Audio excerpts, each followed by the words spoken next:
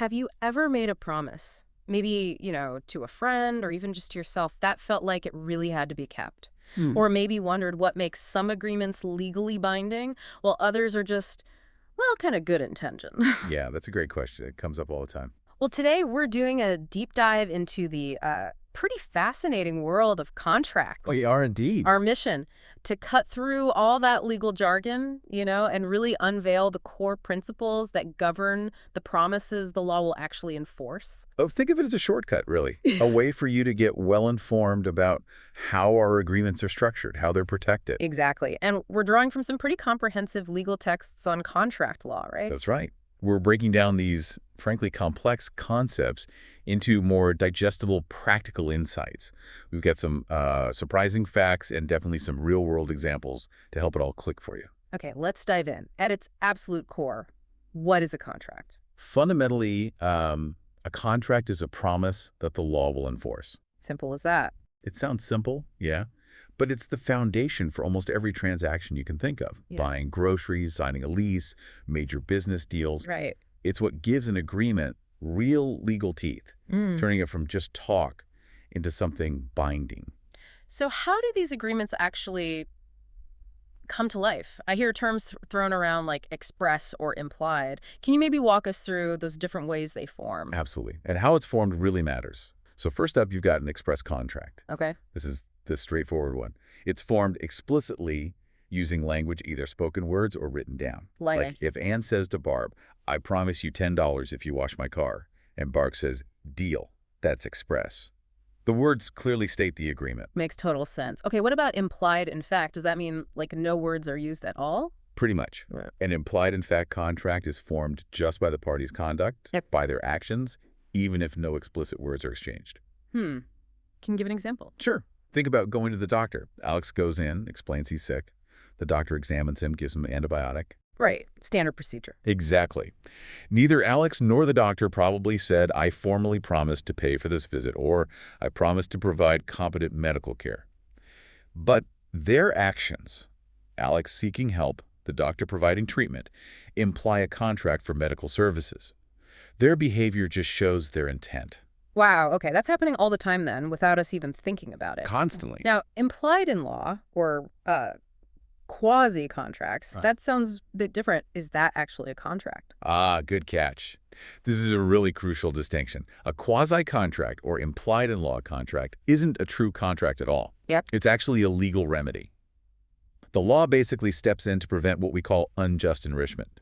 It ensures fairness, even if there wasn't a real agreement between the parties. So the court imposes something? Precisely. Yeah. Imagine Joanne gives Keith a $10,000 down payment for a house. They had an oral agreement, maybe, but for some reason it turns out to be legally unenforceable under, say, the statute of frauds we'll talk about later. If Keith then backs out of the deal, Joanne can usually get that $10,000 back through quasi-contract. It wouldn't be fair for Keith to just keep it when the deal fell through, right? Absolutely not. So the law imposes an obligation on Keith to return the money, not because they agreed, but to prevent injustice. Got it. So it's about fairness, not necessarily agreement. That's clever. What about unilateral versus bilateral contracts? Those terms always trip me up a little. Let's clear those up. A unilateral contract involves one promise exchanged for a performance. The key thing here is the contract isn't actually formed until the performance is completed. Okay, so how does that work? Ann promises $10 to Barb if Barb washes Ann's car. There's no contract yet. Barb isn't obligated to wash the car. But if she does wash it, the contract is formed then, and Ann absolutely has to pay the $10. Ah, so the action, the washing, is the acceptance, and it seals the deal. Exactly. The performance is the acceptance. Now, compare that to a bilateral contract. This is the more common type, probably. It involves two promises, a promise exchanged for a promise. So if Ann promises $10 to Barb, if Barb promises to wash Ann's car, the contract is formed the moment Barb says, okay, I promise to wash your car tomorrow. Ah, right away. Right away. As soon as the promises are exchanged, both parties are bound.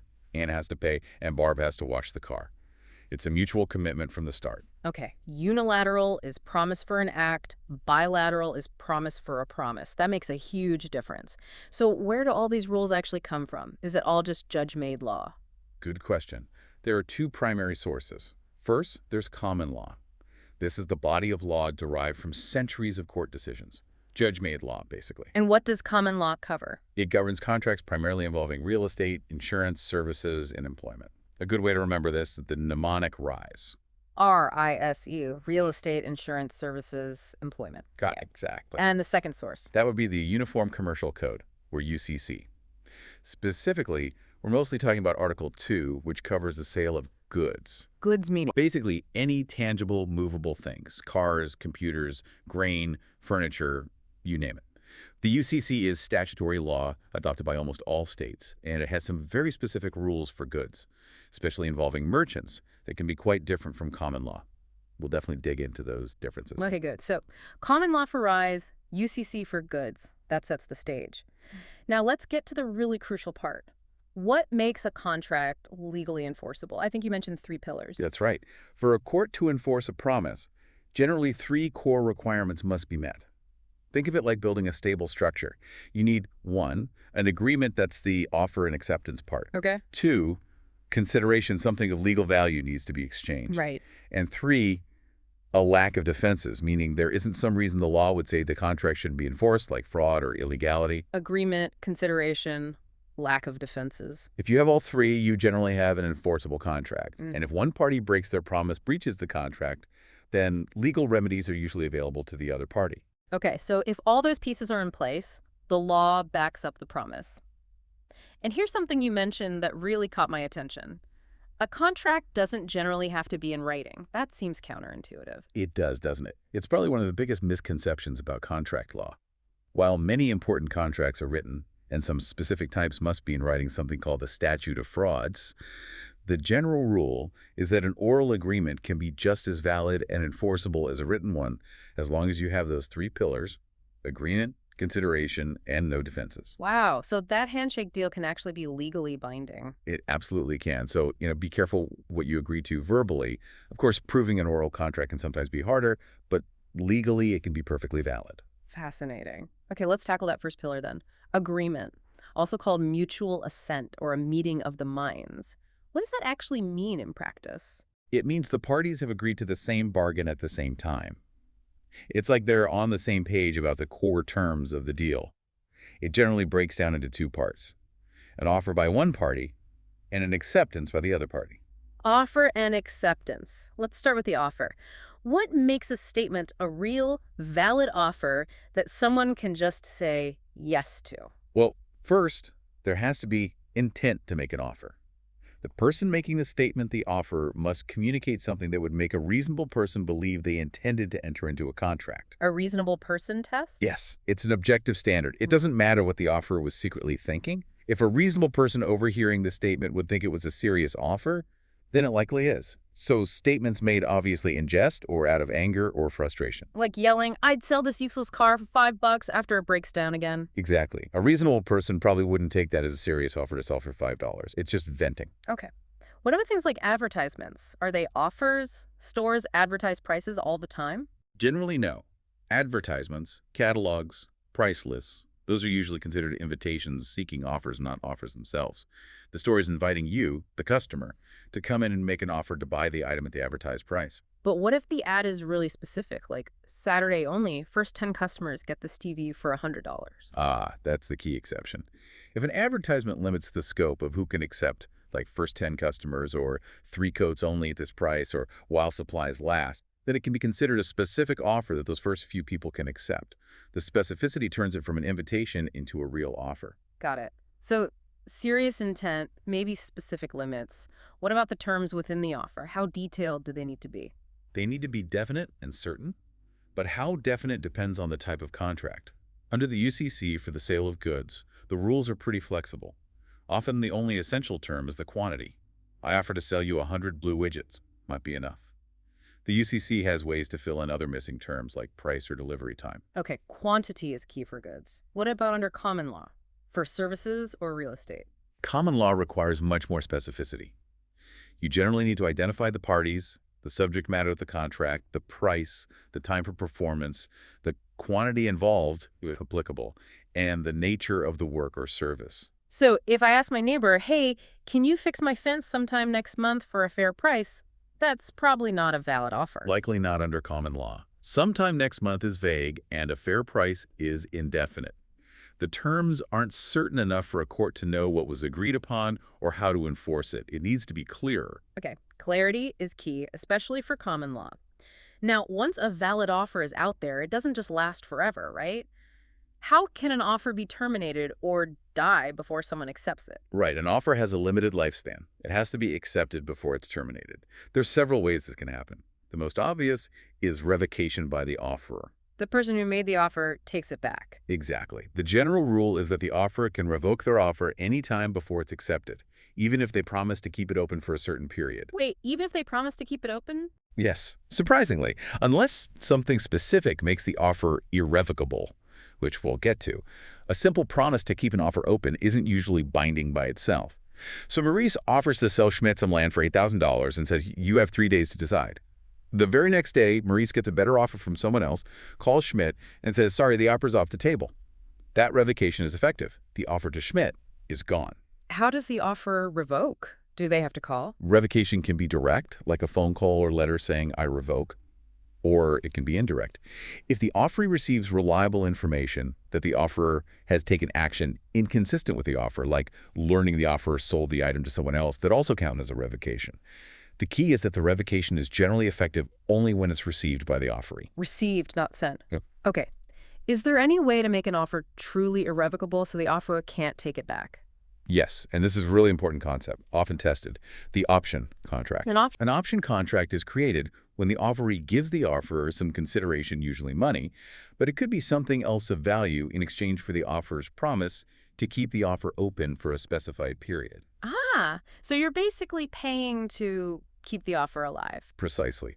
If Schmidt paid Maurice $100 for that 3-day promise to keep the land offer open, then Maurice cannot revoke the offer during those 3 days. The $100 is the consideration that makes the promise to keep the offer open binding. Without that consideration, it's generally revocable. You're buying time, essentially. Okay, so an option contract is like a separate little contract to hold the main offer open. Makes sense. What about the person who received the offer? Can they terminate it? Absolutely. The offeree can terminate an offer through rejection. If the offeree clearly communicates no, the offer is dead. They can't change their mind later and try to accept it. What about a counteroffer? If I say, I'll buy it, but for less money? A counteroffer acts as both a rejection of the original offer and a new offer. So, if Alex offers his car to Barb for $450 and Barb replies, that's too much, but I'll give you $425, Barb has just rejected the $450 offer, it's gone, and made a new offer of $425, which Alex can now accept or reject. So any change basically kills the original offer and starts a new one. Under common law, yes. And like revocations, rejections and counteroffers are effective when received by the original offerer. Received. Okay. Are there other ways an offer can just end automatically? Yes, through termination by operation of law. Yeah. Certain events automatically terminate an offer, regardless of what the parties do. Such as? Death or incompetency of either the offerer or the offeree before acceptance generally terminates the offer. Yeah. Exception. This doesn't terminate an option contract. Interesting. Also, destruction of the specific subject matter of the offer before acceptance terminates it. If I offer to sell you my specific car and it's destroyed in a fire overnight before you accept, the offer is gone. Makes sense. And finally, if the subject matter or the performance of the proposed contract becomes illegal after the offer is made but before it's accepted. If someone offers to sell a casino business and then a law is passed making casinos illegal in that state, the offer terminates automatically. Wow. Okay, so an offer is kind of fragile until it's actually accepted. Let's talk about that acceptance. What makes an acceptance valid? The acceptance is the offeree's manifestation of assent to the terms of the offer. It's basically saying, yes, I agree to your deal. It doesn't usually need to be formal. It can be a nod, a handshake, dropping a gavel at an auction, or starting to perform in some cases. And who can accept? Can anyone jump in and accept an offer they hear about? Generally, no. Only the person or persons to whom the offer was made have the power to accept it. Offers are usually personal and can't be assigned to someone else. Unless it's an option contract, remember those. Because consideration was paid, the right to accept during the option period can usually be assigned to someone else. Ah, another benefit of option contracts. Okay, how does someone accept any specific method required? The offerer is the master of the offer, so they can specify the exact method of acceptance required. For example, acceptance must be by certified mail. If they do, that method must be used for a valid acceptance. Any other method might be treated as a counteroffer. But what if the offer doesn't specify a method? Then the offeree can accept in any manner that is reasonable under the circumstances. Sending an acceptance by mail in response to a mailed offer is usually reasonable.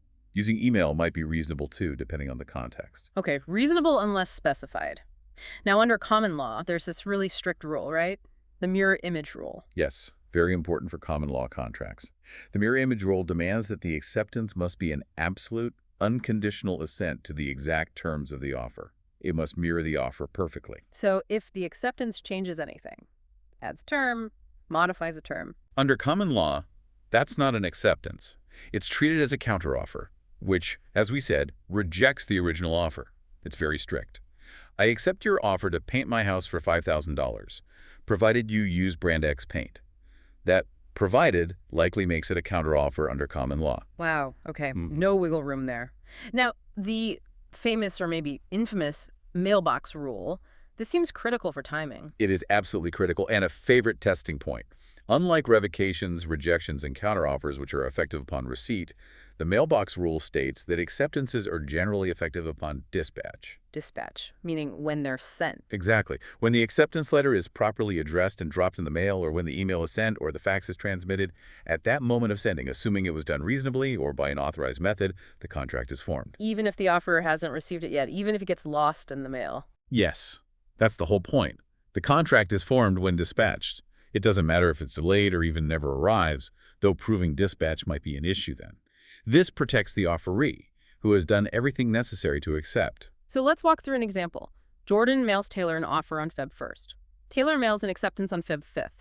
But on Feb 6th, before receiving the acceptance, Jordan calls Taylor to revoke the offer. What happens? Contract. The contract was formed on Feb 5th when Taylor dispatched the acceptance via mail. Jordan's attempted revocation on Feb 6th came too late. It was ineffective because a contract already existed. Taylor's acceptance takes effect when sent, Jordan's revocation only when received. That is a huge timing difference. And just to be crystal clear, this mailbox rule only applies to acceptances. Correct. Only acceptances are effective on dispatch. Revocations, rejections, counteroffers, they are all effective only upon receipt. That distinction is absolutely key. Wow. Okay, that really clarifies the whole agreement pillar. Offer, acceptance, and all those timing rules. Now let's move to pillar 2. Consideration. You called it the price of contracting. What does that mean? Consideration is basically the bargain element of a contract. Yeah. It's what each party gives up or promises to give up in exchange for what the other party is giving up or promising. It's the mutual inducement that makes the promises legally binding, distinguishing a contract from a mere promise to make a gift. So no free lunch in contract law. Pretty much. The law generally doesn't enforce gratuitous promises made without getting anything legally sufficient in return. For a promise to be enforceable, there has to be consideration on both sides. And you said there are 2 elements to consideration. Yes, legal value and bargain for exchange. Okay, let's break down legal value. What qualifies? Something has legal value if it constitutes either a detriment to the person making the promise, the promisee, or a benefit to the person receiving the promise, the promiser. Detriment meaning? Doing something you're not legally obligated to do, or refraining from doing something you have a legal right to do. It doesn't have to be an economic detriment. So it's not just about money. Absolutely not. Promising to perform an act, promising not to perform an act, like not smoking or drinking for a period, paying money, giving land or goods, those are common examples. But even things like naming your child after someone, if bargained for, can be legal value. Or agreeing not to file a lawsuit, you have a right to file. Forbearance. So giving up a legal right counts. Does the value have to benefit the other party directly? Not necessarily. Consideration can flow to a third party. If Alex promises Becky $10 if Becky washes Cindy's car, Alex's promise has consideration, Becky's detriment in washing the car, even though the benefit goes to Cindy. Interesting. What about the amount of value? Do courts care if it's a fair exchange? If I sell my $50,000 car for $100? Generally, no. Courts do not inquire into the adequacy of consideration. As long as there is some genuine legal value, however small, it's usually sufficient. Whether the deal is fair or the values are equal is typically irrelevant for determining if consideration exists. Freedom of contract means parties can make bad deals if they want to. So a peppercorn can be enough, as they say. As long as it was genuinely bargained for, yes. Okay. Now, this next point sounds really important under common law. Pre-existing legal duties. What's the issue here? This is a big one, especially for contract modifications. The rule under common law is that promising to perform, or actually performing, something you are already legally obligated to do is generally not sufficient consideration for a new promise from the other party. So if a contractor is already bound to build my house for $200,000, and halfway through they demand $20,000 more just to finish the job they already promised to do. Your promise to pay that extra $20,000 would generally be unenforceable under common law due to the pre-existing duty rule. They were already obligated to finish for $200,000. You didn't receive any new legal value for your promise to pay more. That prevents holdups? Are there exceptions? What if unforeseen difficulties arise? There are exceptions. If the duties of both parties are modified, that usually works. Or if the modification arises because of genuinely unforeseen difficulties that weren't anticipated when the contract was formed, some courts might enforce it. Also, if there's an honest dispute over the original duty, and the modification is part of a settlement of that dispute, that's usually okay. But the basic rule is no new consideration, no enforceable modification under common law. Okay, need something genuinely new or different or a real dispute being settled. Got it. Now, the second element of consideration, bargain for exchange. This means the consideration given by each party must be given in exchange for the consideration from the other party. It has to be part of a reciprocal deal. Which means, Promises to make a gift are unenforceable. If I promise to give you $1,000 for your birthday next week, you haven't given or promised anything in exchange for my promise. It's gratuitous, no consideration. makes sense. What about something I did in the past? Can that count? Like if someone saved my life yesterday and today I promised to pay them? No, that generally doesn't work either. It's called past consideration, or sometimes moral consideration. Something given or performed before the promise was made cannot be consideration for that promise because it wasn't bargained for in exchange for the promise. So if Sherry heroically saves Sam from falling debris and gets injured, and then Sam, feeling grateful, promises to pay her $100 a month for life. Sam's promise is likely unenforceable. Sherry's heroic act happened before Sam made the promise. It wasn't done in exchange for the promise. It's a moral obligation, perhaps, but not a legal one based on contract. Clear distinction. Okay, so we've covered agreement and consideration. That brings us to the third pillar, lack of defenses. Even if we have an agreement and consideration, something can still prevent enforcement. Exactly. A defense is a legal reason why an otherwise valid contract shouldn't be enforced, or why one party should be allowed to get out of it. This is a huge area, and defenses are frequently tested. They can make a contract void, meaning it never had legal effect, or voidable, meaning the harmed party can choose to cancel it. You mentioned that distinction before, void versus voidable. Can you just remind us of the practical difference again? For someone listening, why does it matter? It matters a lot. If a contract is void, it's a nullity from the start. It's as if it never existed. Neither party can enforce it. Think of fraud in the execution where you didn't even know you were signing a contract. There's nothing to enforce. Okay, void never existed. Right. But if a contract is voidable, it's a valid contract until the party who has the power to avoid it chooses to do so. Usually this is the party who has wronged the victim of fraud, duress, or a mistake, or maybe a minor. They have the option, enforce the contract or get out of it, disaffirm. If they don't choose to disaffirm, the contract remains valid and enforceable. So voidable gives the injured party a choice. Got it. Let's run through some common defenses. First up, fraud. Classic defense. To prove fraud, you generally need several elements. First, a misrepresentation of a material fact. Importantly, it has to be a fact, not just an opinion or puffing, this car is a real gem. Unless it's an expert opinion. Right, an expert's opinion can sometimes be treated as fact. Second element is scientor.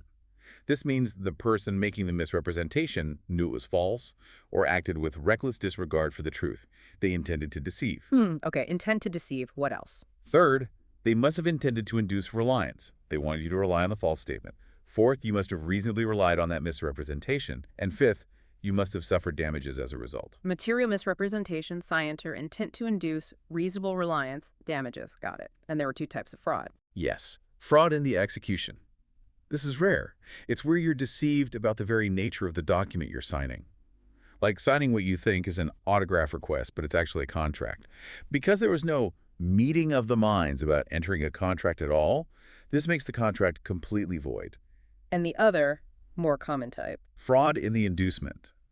Here, you know you're entering into a contract, but your agreement is induced or brought about by a fraudulent misrepresentation about the terms or the subject matter, like being told a painting is an original Picasso when it's a fake. This is the most common type of fraud, and it makes the contract voidable by the defrauded party. Voidable. Okay. What if the misrepresentation wasn't intentional, just an honest mistake? That's called innocent misrepresentation. It has all the elements of fraud except scienter. The person genuinely believed the false statement was true. This also makes the contract voidable by the person who relied on the misstatement. They can still get out of the deal. Still voidable. Okay. Next offense, duress, being forced into a deal. Exactly. Duress occurs when a party's free will is overcome by an unlawful threat. The type of threat matters. If it's physical force or the threat of physical force, sign this contract or I'll break your arm, the resulting contract is void. Void. Okay. What if the threat isn't physical, like economic pressure? If the duress involves economic or social threats, like threatening to fire someone, or breach another contract unless they sign, or expose embarrassing information that typically makes the contract voidable by the victim. Importantly, just taking advantage of someone's poor financial condition generally isn't enough for duress. There usually needs to be some kind of wrongful or unlawful threat involved. Void for physical, voidable for economic social threats. What about undue influence? How is that different from duress? Undue influence also involves overcoming free will, but it arises from the abuse of a position of trust or confidence. Think relationships like attorney-client, doctor-patient, guardian-ward, sometimes close family members. The dominant party uses their trusted position to unfairly persuade the other party into a deal that benefits the dominant party. This makes the contract voidable. So it's about exploiting a relationship of trust. Makes sense. What if both parties are mistaken about something fundamental? Mutual mistake. If both parties entering a contract are mistaken about a material fact that goes to the core of the agreement, the contract may be voidable by the adversely affected party. For example, Alex agrees to buy a specific violin from Bob, and both believe it's a rare Stradivarius. Later, they discover it's just a common replica. Either party could likely avoid the contract due to mutual mistake about the violin's identity. Does it apply if they're just mistaken about the value, like they thought the replica was worth more? Generally, no. Mistakes about value or quality usually don't qualify, as value is often considered a matter of opinion or judgment. It has to be a mistake about a fundamental factual assumption. There's also a rare case where mutual mistake makes a contract void. If the subject matter didn't actually exist at the time of the contract and neither party knew, like agreeing to buy a specific horse that, unbeknownst to both, had already died. Okay, material fact, not usually value. What if only one party is mistaken? Unilateral mistake. Generally, a mistake by only one party, a unilateral mistake, is not a valid defense. You're usually stuck with your mistake. Oh, so if I accidentally typed the wrong price in my offer, I'm bound. Usually, yes. However, there's a huge exception. A unilateral mistake can be a defense if the other non-mistaken party either knew or should have known about the mistake. So if my typo makes the price ridiculously low, obviously an error. Exactly. If a contractor submits a bid that's vastly lower than all others due to a calculation error, the other party probably should have known it was a mistake. In that case, the mistaken contractor might be able to avoid the contract. It prevents the non-mistaken party from snapping up an offer they knew was too good to be true because of an error. Okay, so knowledge of the mistake by the other side is key. What about illegality? This seems straightforward. Mostly yes. If either the consideration of the subject matter of the contract is illegal, the contract is generally void, utterly unenforceable by either party. Think contracts to commit crimes, contracts involving illegal drugs, illegal gambling agreements in most places. Void. Okay. What about contracts involving someone who needs a license but doesn't have one, like an unlicensed plumber? Licensing statutes. It depends on the purpose of the license. If the license is required to protect the public, ensuring competence, like for doctors, lawyers, architects, electricians, then a contract with an unlicensed person for those services is typically void. The unlicensed person cannot enforce the contract to get paid. Good for the public. What if the license is just about raising money? If the license is merely revenue-raising, like a general business license fee or a permit to sell at a street fair, then the contract is usually enforceable. Failing to get a revenue-raising license doesn't void the underlying contracts made by that business. The purpose of the license is the deciding factor. Protection versus revenue. Got it. Okay, what about minors? People under 18, can they get out of contracts? Yes, generally they can. Contracts entered into by a minor, usually under 18, are voidable at the option of the minor. The minor can choose to disaffirm, avoid the contract, anytime while they are still a minor, or for a reasonable time after reaching the age of majority, usually 18. So the minor can get out, but the adult they contracted with is stuck. Exactly. Minority is a defense for the minor only. The adult party is bound if the minor chooses to enforce the contract. When disaffirming, the minor generally just has to return whatever consideration they still possess, like the goods purchased, even if damaged. Can the minor ever become bound after turning 18? Yes, through ratification. Once the minor reaches the age of majority, they can become bound by the contract if they expressly ratify it, saying, "I affirm this contract," implicitly ratify it by continuing to perform or accept benefits under it, or simply fail to disaffirm within a reasonable time after turning 18. Ratification is all or nothing. You can't ratify parts and disaffirm others. Okay. What about intoxication? Can being drunk be a defense? It's a difficult defense to win. Intoxication is a defense only if the person was so intoxicated that they could not understand the nature and significance of the promise they were making, and the other party knew or had reason to know of the intoxication. Just being tipsy isn't enough. You have to be pretty far gone, and the other person has to be aware of it. High bar and mental incompetency. If a person has been formally adjudicated mentally incompetent by a court, any contracts they enter into after that adjudication are void. Not voidable, void. If someone hasn't been adjudicated incompetent but still lacked mental capacity at the time of contracting, the contract is usually voidable. Okay, adjudication makes it void. We're almost through the defenses. Statute of limitations. This isn't about contract formation, but enforceability. Every state has laws setting time limits for bringing lawsuits. For contracts, it's typically 4 to 6 years from the date the contract was breached. If the non-breaching party waits too long and the statute of limitations runs out, the contract becomes unenforceable. They lose the right to sue. It doesn't void the contract, just bars judicial enforcement. So act promptly if someone breaches. Finally, the big one we mentioned earlier, the statute of frauds. Certain contracts must be in writing.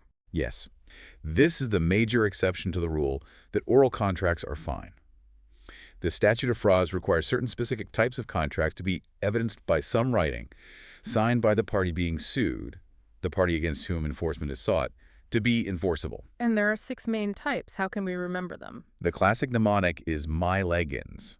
M is for contracts where the consideration is marriage. Not just promises to marry, but promises in return for marriage. For example, if you marry my son, I'll give you $100,000. Okay. M, marriage. Y is for contracts that cannot possibly be performed within 1 year from the date the contract is made. The clock starts when the deal is struck, not when performance begins. If it's possible, however unlikely, to complete it within a year, no writing is needed. A contract for life doesn't need a writing because the person could theoretically die the next day, but a contract for a 2-year employment term does need a writing. Yeah, year. Got it. L is for contracts involving interests in land. This includes sales of real estate, mortgages, easements, and leases for longer than 1 year. LN. E is for contracts by executors or administrators of an estate to pay estate debts out of their own personal funds. Promises to pay from estate funds don't need a writing. E, executors. G is for contracts for the sale of goods for a price of $500 or more. This is a UCC rule. Remember, only applies to goods. A service contract for $1,000 doesn't fall under this part of the statute of frauds. G, goods over $500. Makes sense. And S is for contracts to act as a surety. That is, promising to pay the debt of another person if that person defaults, like co-signing a loan, but often a separate promise. S, surety, mem y legs. That's incredibly helpful. What kind of writing actually satisfies the statute? Does it have to be a formal contract document? No, not necessarily. It just needs to be some writing. Could be a memo, a letter, an email, even scribble notes that provides reasonable evidence of the agreement. It generally needs to contain the essential terms, though the UCC is more lenient for goods, often just needing quantity, and, crucially, must be signed by the party being charged, the one trying to get out of the deal. Signed by the person being sued. And what happens if a MyLife's contract isn't in writing or doesn't meet the requirements? Is it void? No, this is important. Yeah. Failure to comply with a statute of frauds does not make the contract void. It makes it unenforceable. The contract exists, but the court won't force the parties to perform it if one raises the defense. There might be other remedies, like quasi-contract to get back a down payment, but you can't sue for breach of the unenforceable oral promise. Unenforceable, not void. Okay, that covers a huge amount on defenses. Now, let's pivot specifically back to the UCC sales article. You mentioned it has special rules for goods. What are some key differences from common law we should highlight? Right. Article 2 of the UCC governs sales of goods, and it often aims for more practicality and speed in commercial dealings. One key concept is distinguishing merchants, A merchant being. someone who regularly deals in goods of the kind being sold, or holds themselves out as having special knowledge or skill about those goods.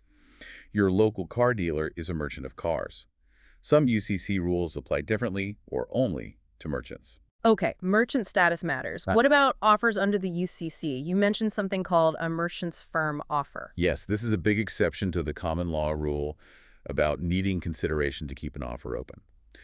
Under the UCC, if a merchant makes an offer to buy or sell goods, puts it in a signed writing, and the writing gives assurances it will be held open, that offer is irrevocable without consideration. For how long? For the time stated in the offer, or if no time is stated, for a reasonable time, but in no event can the period of irrevocability exceed 3 months. So, merchant, goods, signed writing, assurance, max 3 months. Very specific. Extremely specific. Oral firm offers don't count. Offers from non-merchants don't count. Offers for services don't count. They love to test those boundaries. Good to know. What about acceptance under the UCC? Does that strict mirror image rule apply to goods? No. This is probably the biggest difference in formation. The mirror image rule does not apply under the UCC. An acceptance for goods is usually effective even if it includes new or different terms compared to the offer. Whoa. So if I accept an offer to buy goods, but add like a different delivery date, it's still an acceptance. Yes, it generally operates as an acceptance. The question then becomes, what happens to those new terms? Right. If the contract is between non-merchants, the new terms are just considered proposals for addition to the contract. They don't automatically become part of it unless the original offeror expressly agrees. But if the contract is between merchants, Special merchant rule again. yes, between merchants, the additional terms automatically become part of the contract unless one of three things happens. 1, the original offer expressly limited acceptance to its terms. 2, the new terms materially alter the original contract. Or 3, the offer objects to the new terms within a reasonable time.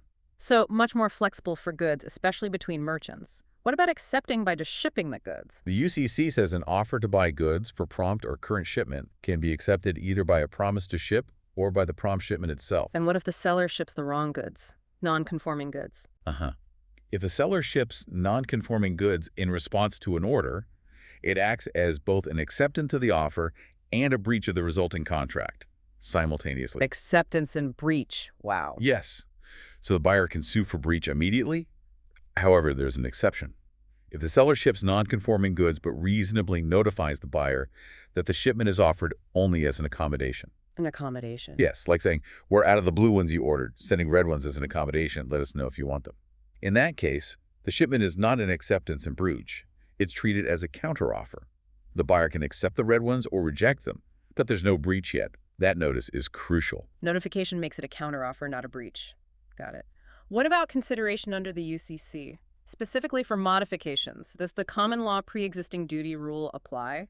Another huge difference. Under the UCC, an agreement modifying a contract for the sale of goods needs no new consideration to be binding. Really? So if the price changes or quantity? As long as the modification is sought in good faith, it's enforceable without new consideration. This reflects business reality where parties often need to adjust terms due to market changes or other factors. It makes modifying goods contracts much easier than common law contracts. Good faith is the key. Okay. And the statute of frauds for goods, $500 plus rule. Are there UCC-specific exceptions where a writing isn't needed even if it's over $500? Yes, even if the deal is for goods of $500 or more, an oral contract might still be enforceable under certain exceptions. We can use the mnemonic swap. S is for specially manufactured goods. If goods are custom-made for the buyer and aren't suitable for sale to others in the seller's ordinary course of business, and the seller has made a substantial start on manufacturing them or commitments for their procurement, the oral contract is enforceable. S, specially manufactured. W is for a written confirmation between merchants. If one merchant sends a signed written confirmation of an oral deal to another merchant within a reasonable time, and the receiving merchant knows its contents and doesn't object in writing within 10 days of receiving it, the confirmation satisfies the statute of frauds against both parties, even though the receiver didn't sign it. WE written merchant confirmation. Powerful. A is for admissions in court. If the party being sued admits in pleadings, testimony, or otherwise in court that a contract for sale was made, the contract is enforceable up to the quantity admitted. A, admission. And P is for performance. An oral contract for goods over $500 is enforceable to the extent that payment has been made and accepted, or goods have been received and accepted. It enforces the contract for the part that has actually been performed. Performance. Swap. Great exceptions to remember for goods. And remember, for goods contracts under the statute of frauds, the writing requirement itself is fairly lenient. Often, it just needs to indicate a contract was made, state the quantity, and be signed by the party to be charged. Price, delivery, etc. can often be omitted or proven by other evidence. Quantity is the main thing needed in the writing for goods. Okay. Let's move on to what happens after the contract is formed. Delivery, risk of loss, and title. Who bears the loss if goods are destroyed? This is crucial, especially when goods are being shipped. These rules determine who suffers the financial loss if goods are damaged or destroyed after the contract is made, but before the buyer has full possession. The core principle: if the risk of loss has passed to the buyer generally has to pay the contract price, even if the goods are destroyed. Ouch. So when does risk of loss pass? Does title pass at the same time? Not always, but the first step for either title or risk of loss to pass is that the goods must be identified to the contract, meaning these specific goods are designated for this specific buyer. For example, separated from inventory, marked with the buyer's name. You can't pass risk or title for generic, unidentified goods. Okay. Goods need to be identified. Then what determines when risk passes? First and foremost, the parties' agreement governs. Whatever the contract says about risk of loss, that controls. Always look to the contract first. But if the contract is silent, Then the UCC provides default rules. It depends on whether a common carrier, like a trucking company or airline, is used. We have non-carrier cases, buyer usually picks up or seller delivers directly, and carrier cases. let's do non-carrier first. Buyer picks up. In non-carrier cases, it depends if the seller is a merchant. If the seller is not a merchant, risk passes to the buyer upon tender of delivery when the seller makes the goods available for the buyer to pick up. But if the seller is a merchant, risk of loss only passes when the buyer takes actual physical possession of the goods. So merchants hold the risk longer in pickup scenarios. Why the difference? The idea is merchants are more likely to have insurance and are better equipped to protect the goods until the buyer actually has them. It puts the burden on the professional seller. Makes sense. Now for carrier cases, using a shipper. Here, it depends on the type of contract, often indicated by shipping terms like FOB. We have shipment contracts and destination contracts. Okay, shipment contracts. In a shipment contract, common terms are FOB seller's city, FAS, CIF. Risk of loss passes to the buyer when the goods are delivered to the carrier. The seller completes their delivery obligation once the goods are on the truck or plane. The buyer bears the risk during transit. This is presumed to be the default if the contract is silent. So if it's FOB seller's city and the truck crashes, the buyer loses out. Generally, yes, the buyer bears that risk and still has to pay the seller and would likely file an insurance claim with the carrier. And destination contracts. In a destination contract, common terms are FOB buyer's city, ex-ship. Risk of loss passes to the buyer only when the goods reach the specified destination and the seller tenders delivery there. The seller bears the risk throughout the entire transit. So FOB buyer city means the seller is responsible until it gets to the buyer's doorstep, essentially. That's the idea. So paying attention to those FOB terms is critical for risk allocation. Absolutely. What if the seller breaches by sending the wrong goods? Does that affect risk of loss? Yes, significantly. If the seller sends non-conforming goods, the risk of loss remains on the seller, regardless of the shipping terms, unless the buyer accepts the non-conforming goods.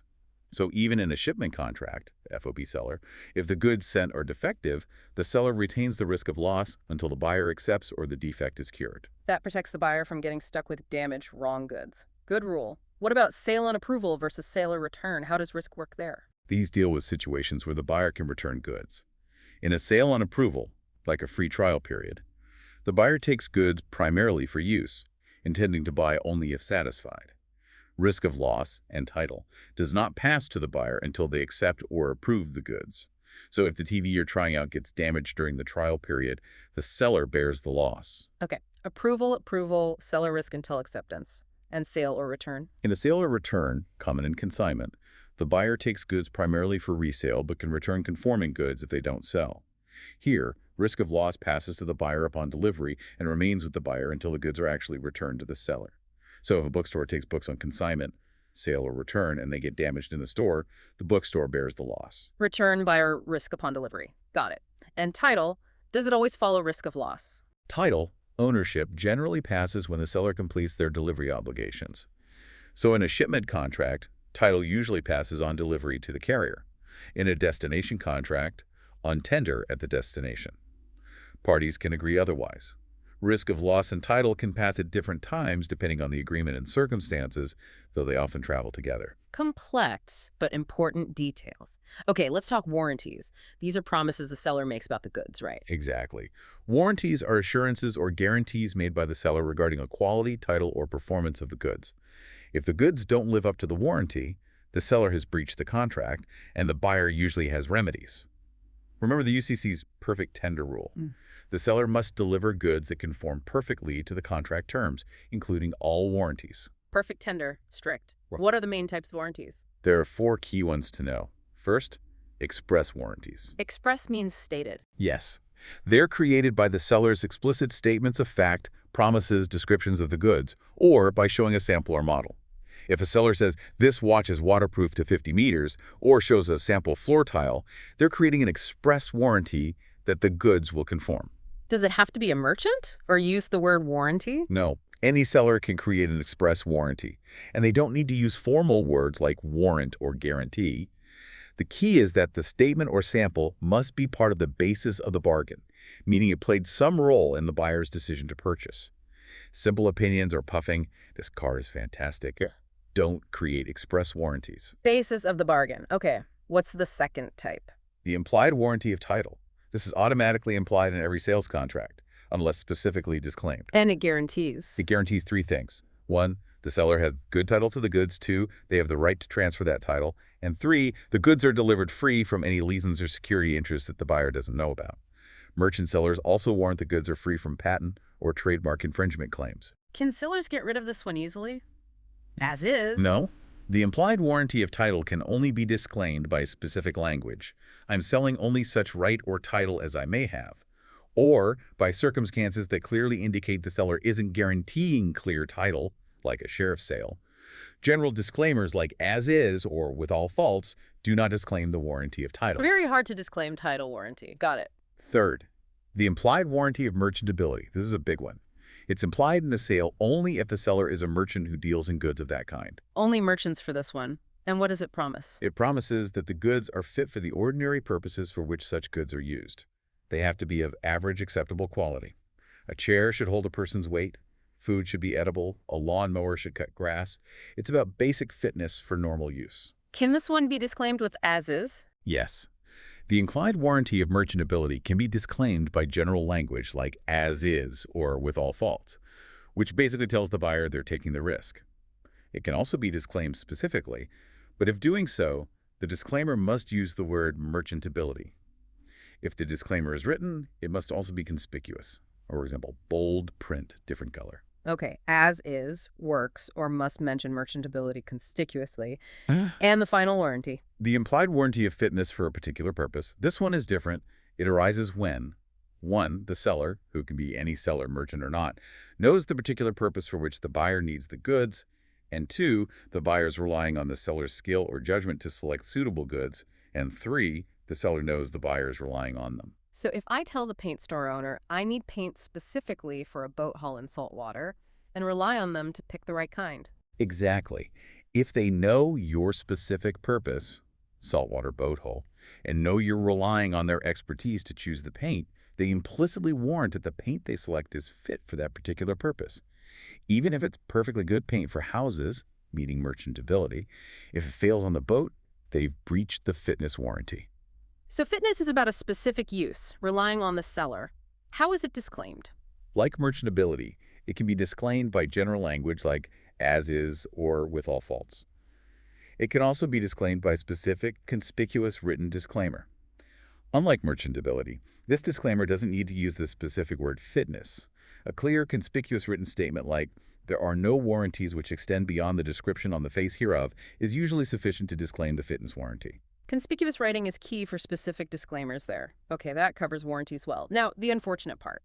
Remedies for breach. What happens when someone breaks their contract promise? When a breach occurs, the law aims to provide a remedy to the non-breaching party. The main goal, as we said, is to put the injured party in the position they would have been in had the contract been performed properly. It's about compensation, not usually punishment. So, making the innocent party whole, what's the most common way? Money. Yes, money damages are the usual remedy. The primary type is compensatory damages. These are also called benefit of the bargain damages. They aim to cover the direct losses caused by the breach enough money to buy substitute performance. Like your earlier example. Barb hires Jim for $6K after Bob breached the $5K contract. The $1K difference is compensatory. Exactly. That $1,000 compensates Barb for the direct cost of getting the garage built as promised. Are there other types of money damages? What about consequential damages? Consequential damages, sometimes called special damages, cover indirect but foreseeable losses resulting from the breach. For Barb, maybe she had to pay $200 to rent storage space for her car because Bob didn't finish the garage on time. If that storage need was a foreseeable consequence of the delay, she might recover that $200 as consequential damages, in addition to the $1,000 compensatory. Foreseeability is key there. What if money just won't fix the problem? Can a court force someone to actually do what they promised? That remedy is called specific performance. It's a court order requiring the breaching party to perform their contractual obligation. However, it's an equitable remedy, not automatically available. When is it used? Only when money damages are inadequate. This typically happens when the subject matter of the contract is unique. Land is always considered unique. Rare art, antiques, patents, closely held stock, these might also qualify. The court orders the seller to actually transfer the unique item. But not for services, right? You can't force someone to work. Correct. Specific performance is never available for personal service contracts. Courts won't compel someone to work against their will. That would violate prohibitions against involuntary servitude. You can sue the breaching singer or employee for money damages, but you can't force them to perform. Important limitation. What about liquidated damages, where the contract itself specifies the damages? Yes, parties can agree in the contract on a specific amount of damages to be paid if a breach occurs. A liquidated damages clause is enforceable only if 1. Damages were difficult to estimate at the time the contract was formed, and 2. The amount agreed upon is a reasonable forecast of the likely damages, not excessive. If it's unreasonably high, courts will see it as a penalty and won't enforce it. Reasonable forecast, not a penalty. Got it. And punitive damages, are they ever awarded for just breach of contract? This is critical. Punitive damages are generally not available for breach of contract. Contract law aims to compensate, not punish. Punitive damages are usually reserved for torts like fraud, where there's intentional or malicious conduct. So if you see a pure contract breach question, punitive damages are almost always the wrong answer for the remedy. No punishment in contract damages. What if the non-breaching party just wants to cancel the whole deal? That's rescission. It's a remedy where the contract is effectively canceled and the parties are restored to the position they were in before the contract was made. Status quo ante. It's available for defenses like mutual mistake, fraud, duress, undue influence, and also for material breach by the other party.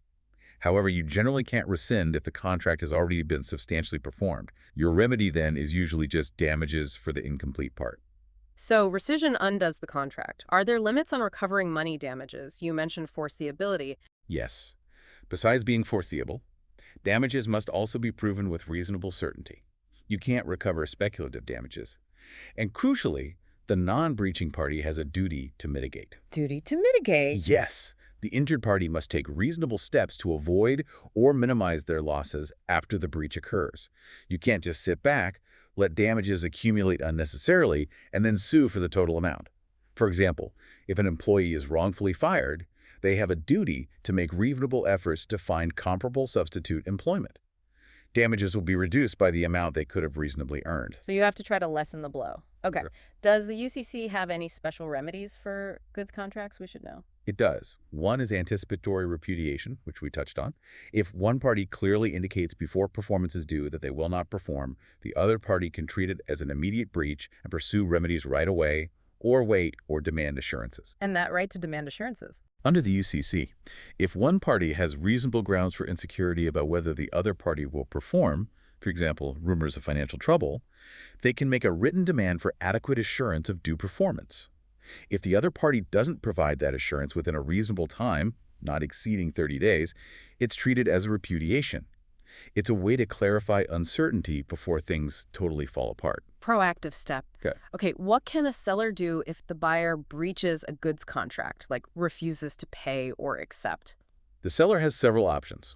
They can cancel the contract, withhold delivery, stop goods already in transit, resell the goods to someone else, and sue the original buyer for the difference between the resale price and the contract price, plus incidental damages, or sue for the full contract price if the goods can't be resold, like custom goods, or were destroyed after risk passed to the buyer. Lots of options for the seller, and if the seller breaches, fails to deliver, or sends non-conforming goods, what can the buyer do? The buyer also has choices.